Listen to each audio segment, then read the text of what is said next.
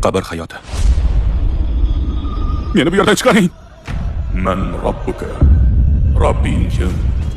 Meni bu yerdan chiqaring. Dunyoning tugashi, qiyomat kuni, jannat va jahannam. Birin-ketin o'limdan keyingi hayotni ko'rib chiqamiz. Xuddi o'zimiz yashayotgandek. Insonni joni olmayotganda nimalar yuz beradi? Qabrda nimalarga duch kelamiz? Dunyo tugagan kunda nimalar yuz beradi? Yoki qayta tirilib, mahshar maydonida yig'ilishimiz qanday bo'ladi? Jannat va do'zaxda insonlarni nima kutmoqda? O'limdan keyingi boqiy hayot haqidagi savollaringizning javobi mana shu qismlarda. Tayyor bo'lsangiz, boshlaymiz. O'lim vaqti. Umringiz davomida qochib yurgan kuningiz nihoyat keldi. Kelishni tasavvur ham qilmagan kuningizda uyg'ondingiz. O'lim farishtasi siz tomon kelmoqda.